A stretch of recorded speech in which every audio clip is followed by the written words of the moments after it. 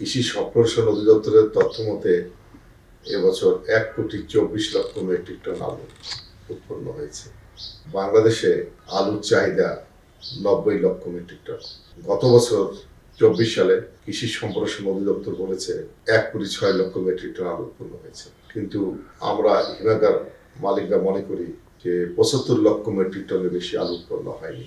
তার কারণ হিসেবে আমরা মনে করি যে বাংলাদেশে হিমাগারগুলো ধান ক্ষমতা 35 লক্ষ মেট্রিক টন। গত বছর প্রায় 25 লক্ষ মেট্রিক টন আলু হিমাগারগুলো সংরক্ষিত হয়েছে বলে আমরা তথ্য পেয়েছি, যেটা আমরা বাণিজ্য মন্ত্রণালয়কে জানিয়েছি। কিছু কিছু হিমাগার আছে যারা আমাদের হিমাগার সমিতির সদস্য নয়। আমরা ধরে নিতে পারি আরো প্লাস 5 লক্ষ মেট্রিক টন আলু হয়তো সংরক্ষিত হয়েছিল, যেসব হিমাগার আমাদের সদস্য নয়। ধরুন 30 লক্ষ মেট্রিক টন আলু উৎপন্ন হয়েছিল।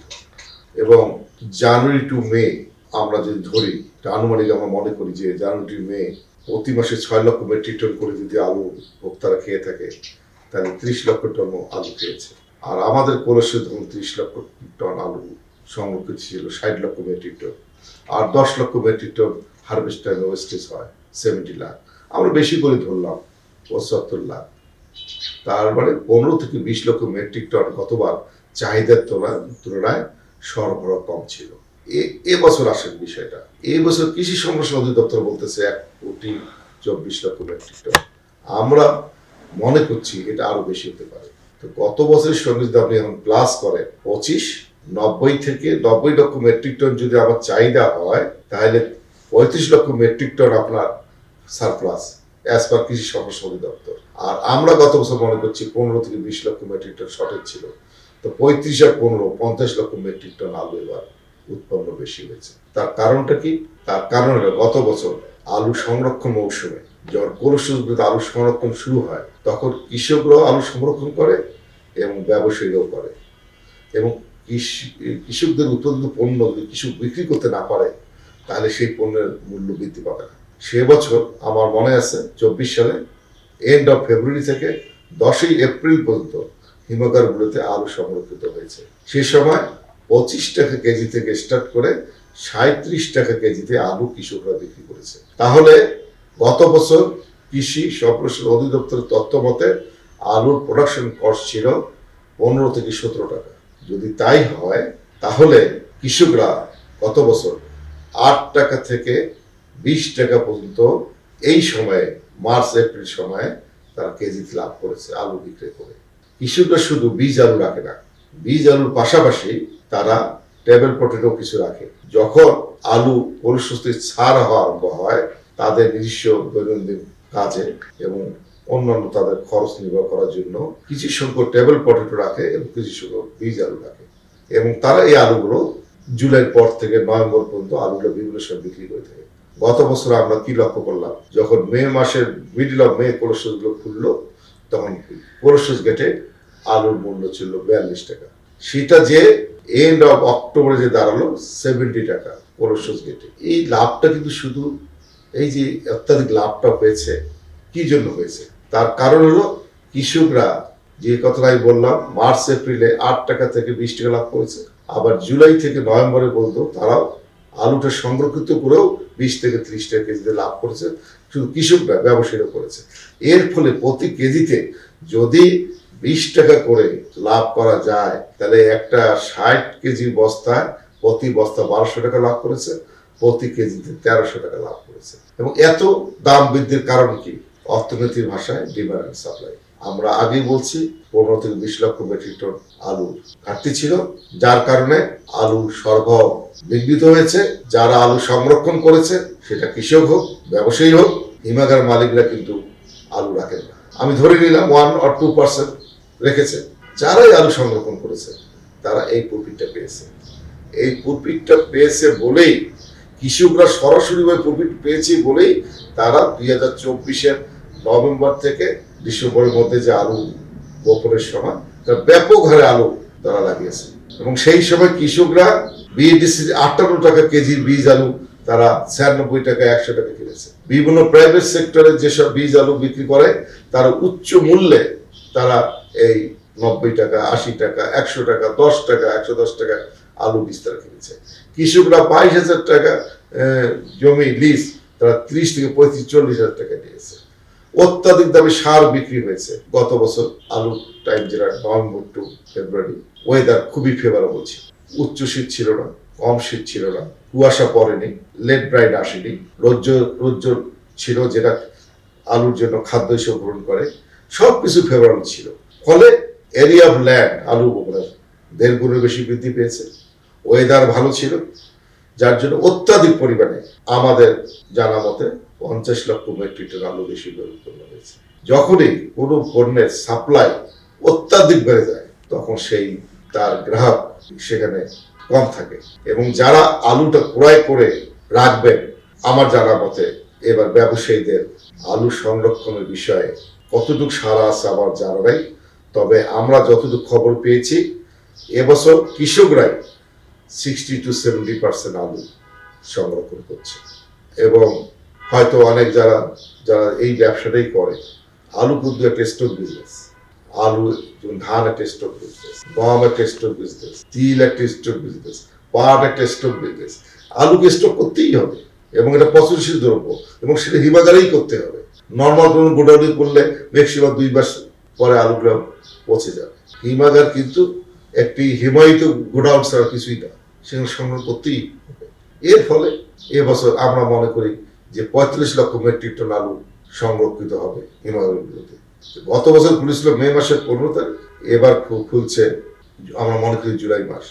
এই যে 1.5 মাস আলুটার প্রস্তুত খুলতে দেরি হবে, তার মানে এই আলুটা সারপ্লাস হয়ে গেল। স্বভাবতই আমরা মনে করি এবার আলুর দাম বৃদ্ধি পাওয়ার তেমন আশঙ্কা নাই।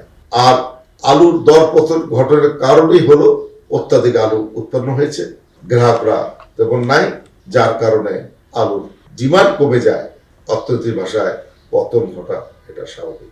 তবে আমরা বিভাগের মালিক হিসেবে আমরা যখন খোঁজ খবর নেই, গত বছর অরিজিনালি কৃষকদের কস্টিং ছিল 12-13 টাকা, আর এবার বলতেছে 16-17 টাকা।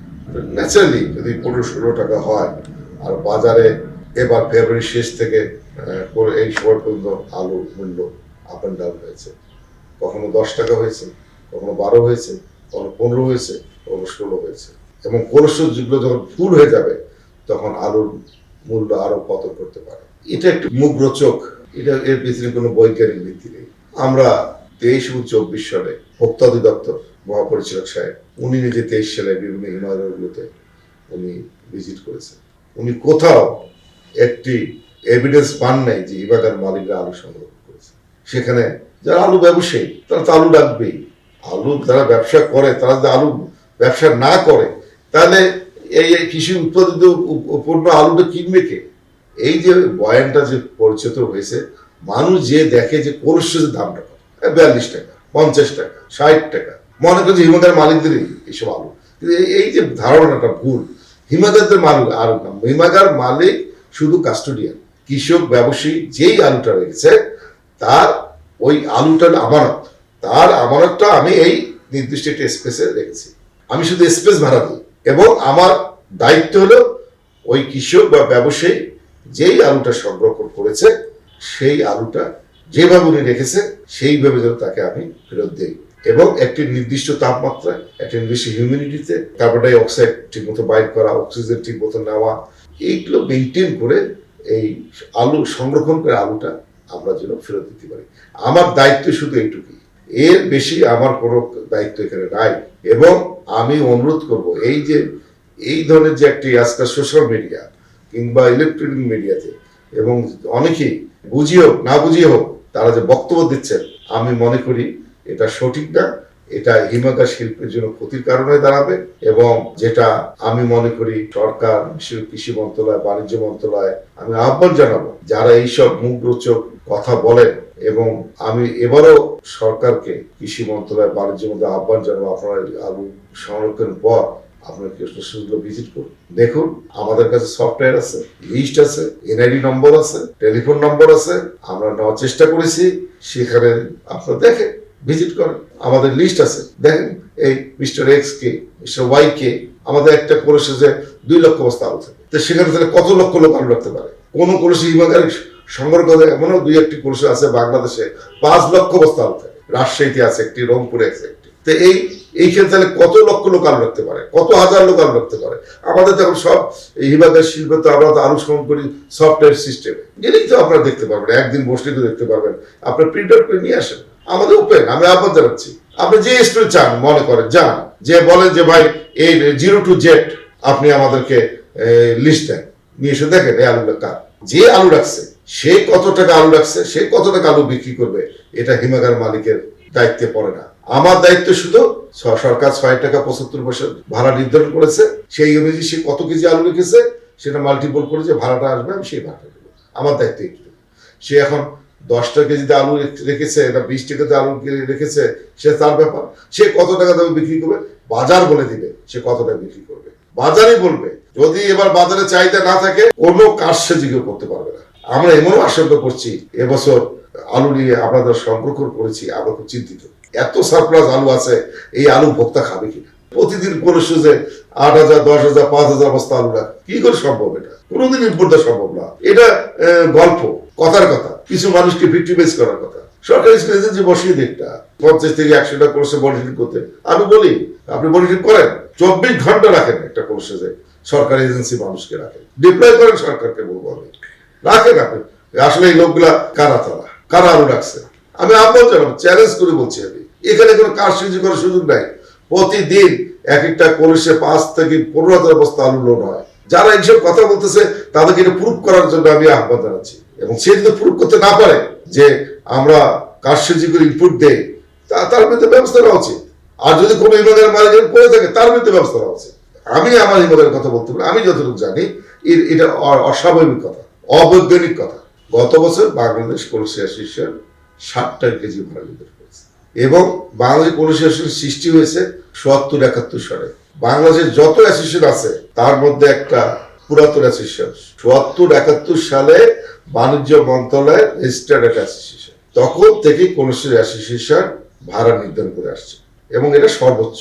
আমাদের যে এক্সপার্ট টিম আছে তারা সকল দিক বিবেচনা করে 60 টাকা নির্ধারণ করে। কিন্তু তার মানে 60 টাকা ভাড়া সবাই নেয়, এটা কথা। এটাই মুক্তবাজার অর্থনীতির সৌন্দর্য। গত বছর কেউ 6 টাকার বেশি ভাড়া নিতে পারেনি, কেউ 6 টাকা নিয়েছে, কেউ 5.5 টাকা নিয়েছে, কেউ 5 টাকা নিয়েছে। এখানেই তো মুক্তবাজার অর্থনীতি। আমার প্রসেস ভালো, আমার সার্ভিস ভালো, আমার কোয়ালিটি ভালো, অবশ্যই আমার ভাড়া আমাকে বেশি দিতে হবে। আমার লোকেশন ভালো, আমার যেখানে প্রসেসটা আলু রাখলে ওই গ্রাহকের জন্য ক্যারিং করতে, বাহির করতে, ট্রান্সপোর্টেশন সুবিধা, আমার কোর্সের ফেসিলিটিস ভালো, হয়তো আমাকে বেশি 6 টাকা কেজিতে রেখেছে। হয়তো কোনো কোর্সের আপনার সার্ভিস ভালো না, লোকেশন ভালো না, সে তো কম দিয়ে রেখেছে। বা কম্পিটিশনে বিভিন্ন কারণে আপনি একটা দোকানে গেলে আপনি 10,000 টাকা শার্ট কিনতে পারেন, 300 টাকাও শার্ট কিনতে পারেন, ওখানে তো আপনি গড় করতে পারেন না। এবং আমরা যে কোনো একটা জিনিসের মূল্য নির্ধারণ হয় কিভাবে? একটা কস্টিং আসে। গত বছর ব্যাংকের সুদের হার ছিল 9%, এবছর হয়ে গেছে 15%। বর্তমান বাংলাদেশ ব্যাংক ঘোষণা করেছে 3 মাস পর পর আপনাকে কিস্তি দিতে হবে। অথচ কলসের জন্য একটি হলো সিজনাল বিজনেস। আমরা এই মার্চ মাসে যে আলুটা সংগ্রহ করলাম, এই আলুটা বাইরে জুলাই মাস থেকে, আমরা জুলাই মাসের আগে কোনো ভাড়া পাবো না। তাহলে 30 মার্চ আমি কিস্তি দেবো কিভাবে? আমি 30 জুন কিস্তি দেবো কিভাবে? কিন্তু আবার উপর এটা চাপিয়ে দেওয়া হচ্ছে। কিন্তু আগে সিজনাল ছিল এটা, যে আপনি ডিসেম্বরের মধ্যে 1 বছরের কিস্তি আপনি দিবেন। আমি আপনার মধ্যে বাংলাদেশ ব্যাংকের গভর্নর কাছে আমি আকুল আবেদন জানাবো যে হিমাগারগুলোতে আপনি ইয়ারলি বেসিস, বার্ষিক কিস্তি করে দিন। আমরা বাংলাদেশ ব্যাংকের গভর্নর মহোদয়ের কাছে 3টে চিঠি দিয়েছি, ওনার সাথে দেখা করে 5 মিনিটের আমরা অ্যাপয়েন্টমেন্ট চেয়েছি, ওটা আমরা অ্যাপয়েন্টমেন্ট পাইনি। আমাদের এই দুঃখের কথাগুলো ওনাকে যে বলবো, উনি আমাদেরকে অ্যাপয়েন্টমেন্ট দিচ্ছেন। এই যে 2% 9 থেকে 17% হয়ে গেল, এই যে কস্টিংটা বেড়ে গেল, এটা কে দিবে? আমার কস্টিং যা আসবে তাকে ক্যালকুলেশন করতেই হবে। আরেকটা বিষয় আছে, লোনের কিস্তি শুধু কিন্তু সুদ না, প্রিন্সিপালও শোধ করতে হয়। প্রিন্সিপাল আমি শোধ করবো থেকে, আপনার প্রফিট থেকে। আমাকে প্রফিটটা ওইভাবেই ক্লেম করতে হবে, করে আমাকে অল কস্টের পর প্রফিট ক্লেম করেই তারপরে আমার বিভিন্ন খরচ এবং লোন আমাকে পরিশোধ করতে হবে। যে কোনো যে লোন নেয়, কম ভাড়ায় সে আলু রাখতে পারবে, যার অনেক লোন আছে তাকে তার প্রফিট হিসেবে ঘোষণা করতে হবে। এবং সেই আমরা একটা মডেল হিসেবে একটা ঘোষণা করেছিলাম। বাংলাদেশের স্বাধীন হওয়ার 54 বছর হয়েছে, 54 বছরই বাংলাদেশ কৃষি ভাড়া নির্ধারণ করেছে। এই বছর প্রথম কৃষি মন্ত্রণালয়, কৃষি অধিদপ্তর বললেন যে কৃষি বিপণন আইন অধীনে আপনারা ভাড়াটা নির্ধারণ করতে পারেন না। আপনারা করেন, অসুবিধা কি আমাদের? তারা 6 টাকা 75 পয়সা করেছে। এবং সেটা আমাদেরকে জানিয়েছে। আমরা দেশে বৃহত্তর স্বার্থে সকল কিছু বিবেচনা করে আমরা মেনে নিয়েছি। এখন 8 টাকা কেজি ভাড়া, এটা এখনো যারা বলছে তারা সঠিক বলছে না, 6 টাকা 75 পয়সা। কিন্তু মুক্তবাজার অর্থনীতিতে এটাও কিন্তু চাপিয়ে দেওয়া যায় না, কেননা যে হিমাগারটা লোডে জর্জরিত তার এবার সুযোগ এসেছিল ব্যবসা করা, সে কিন্তু ব্যবসা করতে পারলো না। 6 টাকা 75 পয়সা করার ফলে সে ঋণ খেলাপি হয়ে যাবে, সে ব্যাংকের লোন শোধ করতে পারবে না। যে বছর আলু কম উৎপন্ন হয় তখন আমাদের হিমাগারের মালিকদের মধ্যে বিজনেস প্রতিযোগিতা হয়, তখন আমরা 5 টাকাও রাখি, 5.5 টাকাও রাখি। তখন তো আমাকে কেউ বলে না যে আপনি কেন ভাড়া নিচে রাখছেন, তখন এই দায়িত্ব আমাকে দিতে হয়। আমি আমার হিমাগারটা কিভাবে পরিচালনা করব, আমি ব্যাংকের লোন কিভাবে পরিশোধ করবো, অন্যান্য করে আমি যদি দেউলিয়া হয়ে যাই কেউ তো আমাকে বাঁচাতে আসবে। আজকে যদি বিশ্ববাজারে যে কোনো ক্রাইসিসের কারণে প্রধান রপ্তানি খাত, আপনার গার্মেন্ট শিল্পে যদি একটি টি শার্ট, একটি শার্ট, একটি ট্রাউজারের যদি মূল্য যদি গার্মেন্ট শিল্পরা যদি যে যার মতো যদি $1 করে বাড়ায় দেয়, এখানে কি সরকার নিয়ন্ত্রণ করবে যে তুমি $1 করে বাড়াতে পারবে না? যদি সরকার কৃষকদেরকে সুরক্ষা দিতে চায় তাহলে হিমাগার শিল্পকে কৃষি ভিত্তিক শিল্প ঘোষণা করতে হবে। দেশের সার্বিক পরিস্থিতি এবং দেশের স্বার্থে আমরা বেঁচে, এবং এটা দীর্ঘক্ষণ এটা আলোচনা হয়েছে এবং এটা বেস করা হয়েছে কি গত বছরের ভাড়া, গড় ভাড়া 5 টাকা 5.5 টাকা কে গড় ভাড়া বেস করে কৃষি বিউটি অধিদপ্তর এটাকে করেছে গড় ভাড়া। আমি তো গতবার ভাড়া নিয়েছি 6 টাকা, আমার হিমাগারের কথা বলছে, কেউ নিয়েছে 5 টাকা, কেউ নিয়েছে 5.5 টাকা।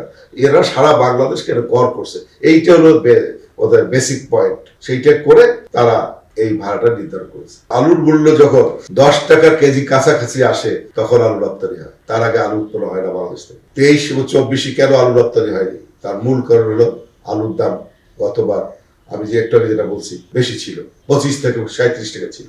এত বিশ্ব বাজারে আমাদের আলুর উৎপাদন কস্ট, আমাদের যেসব দেশের সঙ্গে আমাদের কম্পিটিশন, পাকিস্তান, ইন্ডিয়া, এদের সঙ্গে আমাদের উৎপাদন কস্ট অনেক বেশি, যার জন্য আমাদের আলু কখনো অত উচ্চ বলে এক্সপোর্ট হয় না। এবার আলু বেশি উৎপন্ন হয়েছে, দরপতন ঘটেছে, যার জন্য 10 টাকা কেজি এসেছে, সেই জন্য আলু উৎপন্ন হচ্ছে।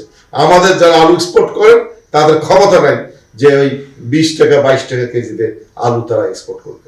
যখন ইন্ডিয়ায় আলু ক্রাইসিস হয় তখন আমাদের কিছু আলু নেপালে যায়, আর মূলত আমাদের আলুর বাজার হলো মালয়েশিয়া আর দুবাই তো কিছু যায়। তবে আলুর যদি মূল্য 10 টাকা কেজি কাছাকাছি না থাকে তাহলে আলু কখনো এক্সপোর্ট হয় না। আমাদের যে কৃষি সম্প্রসারণ অধিদপ্তর আছে, দেখুন এই বছর যে কৃষকরা যে এত লস করলো, এবার আলু লাভ পাচ্ছে না, সামনের বার আলুর চাষ কমে যাবে। এই তো ট্রেন্ড একটা আমাদের দেশে কৃষকদের মধ্যে। অথচ এখন কৃষক ফ্যামিলিতেও অনেক শিক্ষিত ছেলেরা আসছে। আমাদের যে কৃষি সম্প্রসারণ অধিদপ্তর আছে প্রতিটি জেলায় আছে, উপজেলায় আছে, ইউনিয়নে আছে, তাদের যে ব্লক সুপারভাইজাররা আছে, আপনি একটু অনুসন্ধানী রিপোর্ট তৈরি করুন। নভেম্বরের মিডিল থেকে ডিসেম্বরের জানুয়ারি 15 তারিখ পর্যন্ত তারা কয়টা উঠোন বৈঠক করেছে, কৃষকদের নিয়ে তারা কতটা মিটিং করেছে, তারা দেখতে পাচ্ছে না চারদিকে আলু লাগাচ্ছে, এর ফলাফল কি হতে পারে। কয়েকজন কৃষককে তারা অ্যাওয়ারনেস করেছে, কয়েকজন কৃষককে গাইড করেছে যে ভাই সবাই আলু লাগাচ্ছে, তুমি লাগাও না, আমাদের ক্যাপাসিটি এত, তুমি 22,000 টাকা জমি কেন 30,000 35,000 টাকা নিচ্ছ, কেন তুমি 58 টাকা কেজি বীজ কেন তুমি 110 টাকা কিনছো, এবং এত সবাই লাগাচ্ছে মানে আলু উৎপাদন অনেক বেশি হবে, তোমরা সবাই কাজ করো না।